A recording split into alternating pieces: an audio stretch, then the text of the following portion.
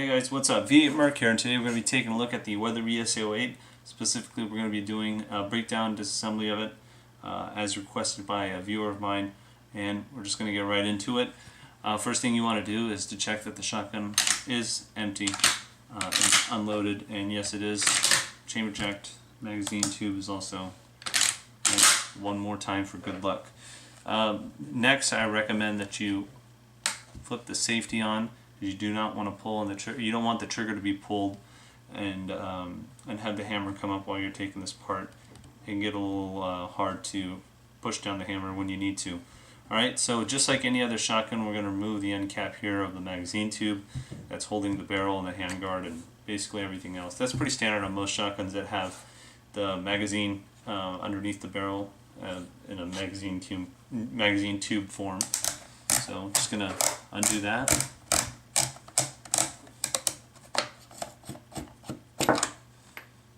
And set that to the side.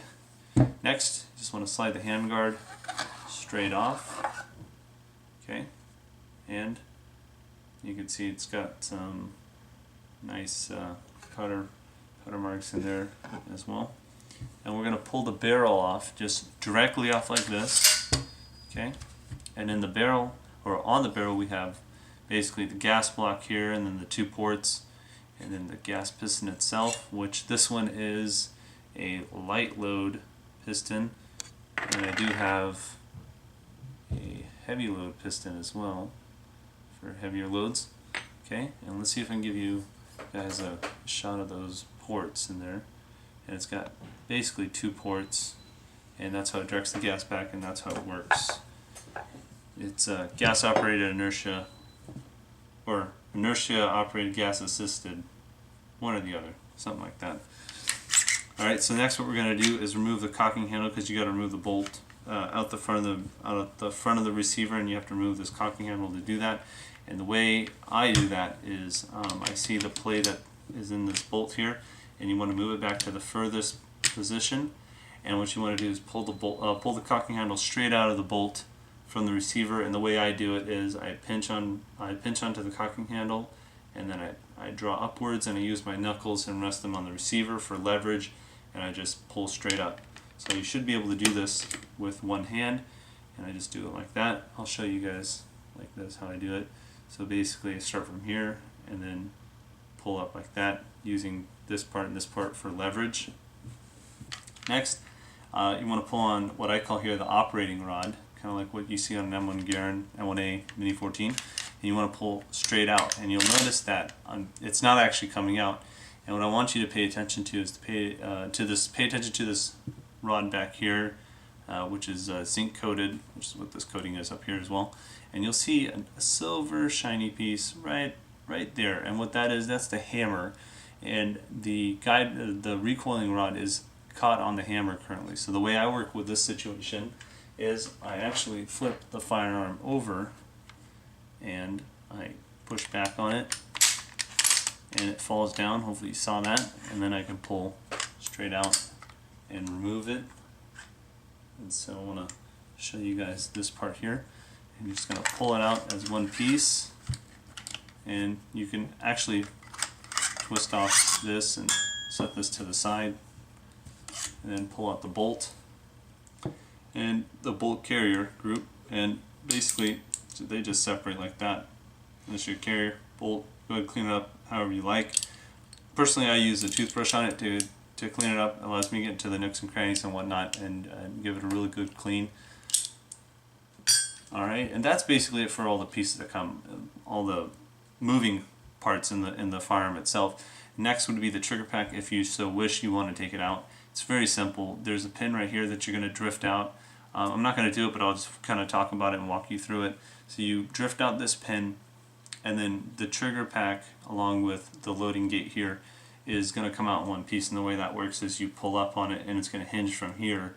So you're going to pull up like this, and then you're going to pull it out through the front, and then it'll come out, and you can clean it and then clean the receiver more thoroughly if you wish, or however you like to do it. So that's basically it for the disassembly itself. So what we're going to do is just put it back together, and you're just going to go backwards and put everything back together in reverse order. So I'm going to start here with a bolt. and we're just going to start it in the receiver.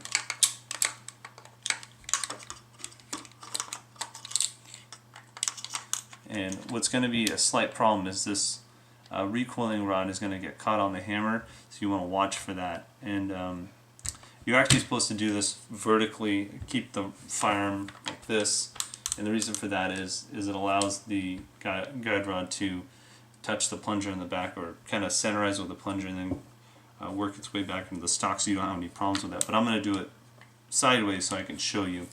The next part here is we're going to put this part on here and pull the bolt out slightly, and the way this goes here is not here. The operating rod doesn't go here, it actually goes back one notch to right there, and it actually clicks into place and it's flush if you feel this. Alright, so then you can push it into the receiver, and now I think I got mine centerized from what I can see. And so the way you want to test this is you just want to push back, and you'll notice that it's not going back, and the reason for that is it's hitting in the back of the receiver here, but it's not hitting the plunger. So the way I work with this is, again, I'm doing it sideways. I recommend you do it vertically. Is I just kind of pull forward on it, and you'll see that it drops down. And then if you try to push here too, again, it's going to hit the receiver. So basically flipping it upside down allows you to kind of reset and try it again. So let me spin this around again. Alright, so we're going to try this, and I'm going to do it like this. And the reason for why I'm doing it like this is the hammer that's in here is directly in the middle. The recoiling rod is in the middle, but it can kind of go left and it can kind of go right, and so it doesn't. You don't want it to go on the left side or the right side of the hammer. You want it to go directly over the hammer and go back into the receiver. So there we go. I think, yep, I got it right there. So I did it right. So I'm just gonna slowly let off on it. I don't want to let it go because then it's going to come off the plunger and it's going to undo all my work. So next is, alright, so I got it set there. Next is we're going to put back our piston into the gas block here, and then what we want to do is, I got ahead of myself, we need to put in the cocking handle, because in order to put the barrel on you got to pull back on the bolt. So the way you do that is bring the bolt back to where it was originally, which when you slide it to check if it's recoiling into the stock, it should go back to its original spot. The way I do this is I just push down on it.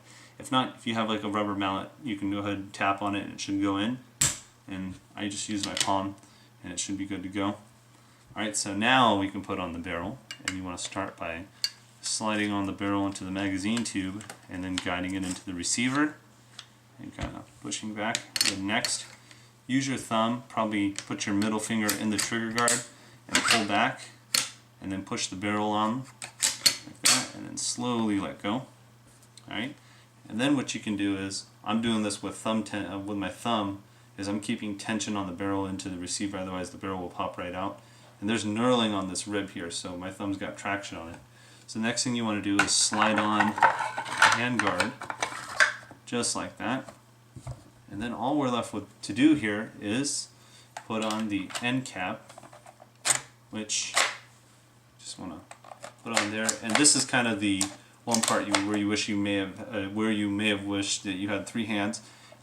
Push on the back of the receiver this way, and then pull on the handguard and barrel in the opposite direction so that the threads are exposed, because if not, the threads are not exposed, as you can see in the front. So you just want to do that, and then use your thumb to tighten it on. Okay, so it should be good to go. What we want to do is just kind of function test. So it is cycling, no problems. Alright, of course you want to check again that it's empty. If you have snap caps, then go ahead and put snap caps in. I don't mind doing this to my firearm. So I'm going to dry fire it, make sure it's resetting the hammer, and it's locking open as well.